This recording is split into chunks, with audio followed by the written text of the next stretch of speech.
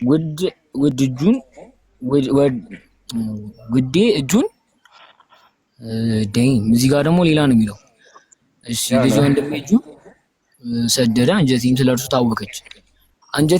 ታወከች ይላል። እሺ እጁን ያደረገ አንዴ እጁን ያደረገ እጁን ወደ ቀዳዳ የሰደደ አለ።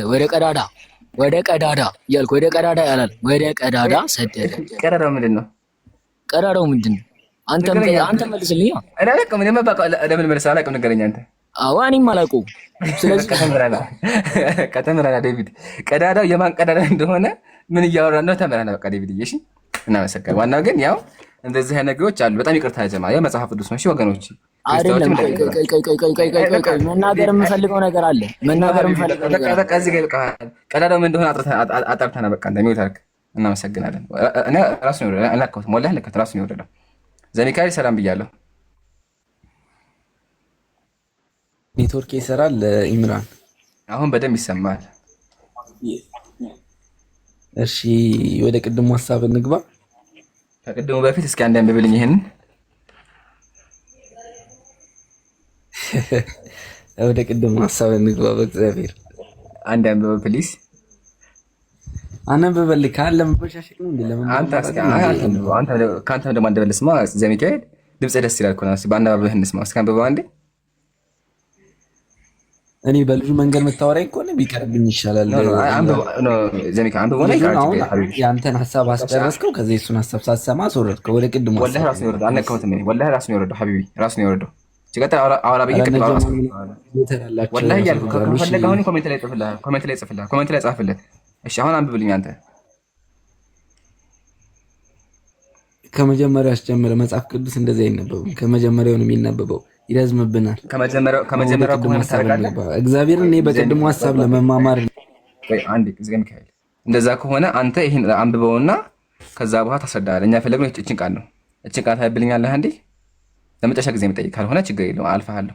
ታነብልኛለህ አንዴ እችን ቃል። አይ እኔ ማስረዳት ስላለብኝ ማላስረዳውን ነገር ደግሞ ማንበብ አልችልም።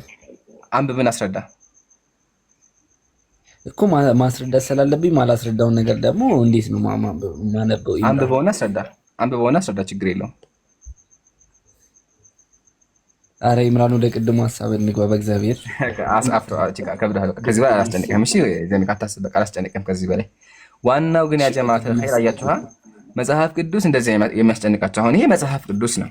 ያው ግን እንደዚህ አሳፍራቸው። እሺ ዘሚካኤል ወደ ቅድሙ ሐሳብ እንመለስና በመጽሐፍ ቅዱስ መሰረት ሰዎችን በእሳት ማቃጠል ይፈቀዳል ወይስ አይፈቀድም?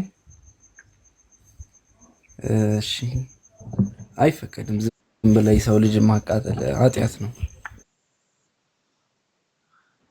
ኦኬ ስለዚህ በምን ወንጀል ሰርቶ ቢሆን ኃጢአተኛ ቢሆን ይፈቀዳል እኮ። በቅድም ምን ብለሃል መሰለህ? በክርስትና እምነት መሰረት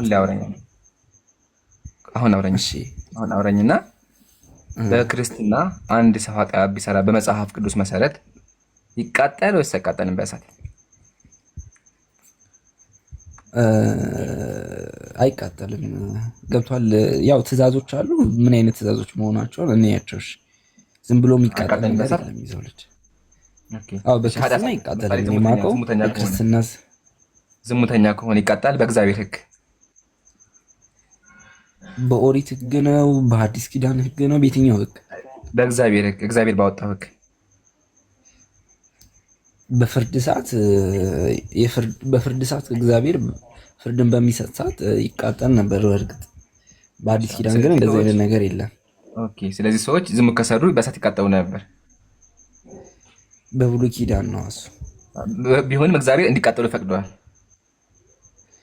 በብሉይ ኪዳን ሰው ከዛ ነገር እንዲርቅ ነው የተደረገው። ስለዚህ በብሉይ ኪዳን ጊዜ ሰው ዝሙት እንዳይሰራ እግዚአብሔር በእሳት አቃጥሏቸው ብሎ አምላክህ የምታመልከው የፍቅር አምላክ የሆነ ማለት ነው። እንደዛ የሚል ነገር የለም። ኃጢአት ነው ያልከው። ኃጢአት ዝሙት የሚል የለም ነገር የለም። አውጣ እስኪ እንደዛ የሚል ካለ እስኪ አንብብልኝ።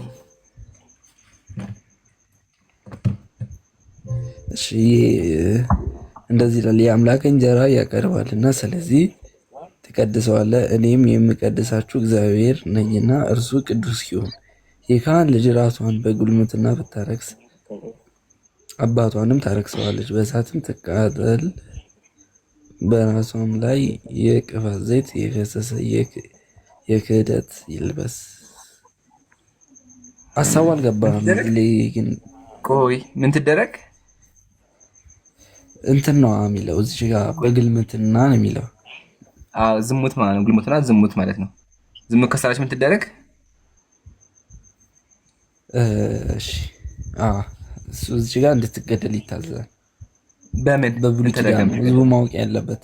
ቆይ አንዴ በምን እንደምትገደለው ያወጣው ግን አምላክ ነው፣ እግዚአብሔር ነው ያለው። እግዚአብሔር ምን ትደረግ አለ? ግን እስልምና ላይ ጠይቃለሁ። አታወርደኝም አይደል? ይምራን እንደሌሎች ጠይቃለህ። ኧረ አላህ ፍርሃት አታስብ። ጠይቃለህ። አሁን የተጠይቀውን ብቻ መልስ። ምን ትደረግ? እንትን ኃጢአት ከሰራች ጥፋት ከሰራች ዝሙትን ከሰራች ትቃጠል ይላል። ትቃጠል። ማሻአላህ በቃ አየህ አይደል? ይሄን ያልኩህ የፍቅር አምላክ የምትለው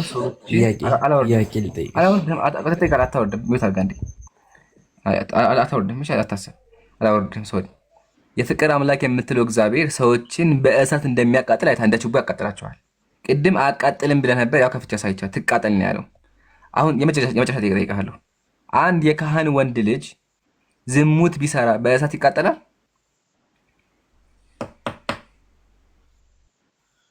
ምን አልከኝ? አንድ የካህን ወንድ ልጅ ዝሙት ቢሰራ በእሳት ይቃጠላል?